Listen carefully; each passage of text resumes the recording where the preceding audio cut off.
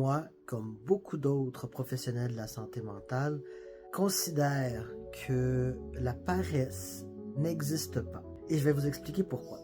Parce que la paresse, comme beaucoup d'autres mots, comme le respect, comme la gentillesse, ce sont des concepts. Ça veut dire qu'on a pris une définition et on a mis un mot dessus, ce qui fait qu'à la seconde où un concept, une définition a un nom, elle devient réelle. Mais est-ce que ça veut dire que la paresse existe vraiment? Non. La paresse se définit souvent comme se plaire dans l'inaction, être bien de ne rien faire. Et c'est vu souvent comme quelque chose de péjoratif parce que dans notre société capitaliste, ne rien faire, ce qui veut dire ne rien faire de productif et qui amène de l'argent, est vu comme worthless, comme une perte de temps. Donc, on guilt trip les gens à ne rien faire en les traitant de paresseux. Sauf que la paresse n'existe pas parce que déjà, si tu fais rien, de toute façon, ça n'existe pas de rien faire. Dans le fond, ce qu'on veut dire, c'est on les guilt trip de ne pas faire quelque chose de productif à la société. Ça n'inclut pas ce qui est productif ou ce qui est aidant à nous-mêmes.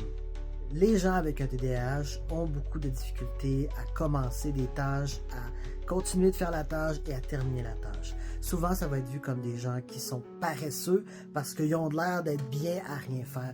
Mais non, les personnes TDAH ne sont pas bien à ne pas être capables de faire ce qu'ils ont besoin de faire. Ils se guilt trip eux-mêmes suffisamment qu'ils n'ont pas besoin de d'autres personnes pour le faire, de un. De deux, s'ils ne sont pas bien dans cette inaction-là, ce n'est pas de la paresse. Parce que la définition de la paresse, c'est de se complaire dans l'inaction. Et une personne TDAH ne se complaît pas dans son inaction. Au contraire, ça la fait royalement chier.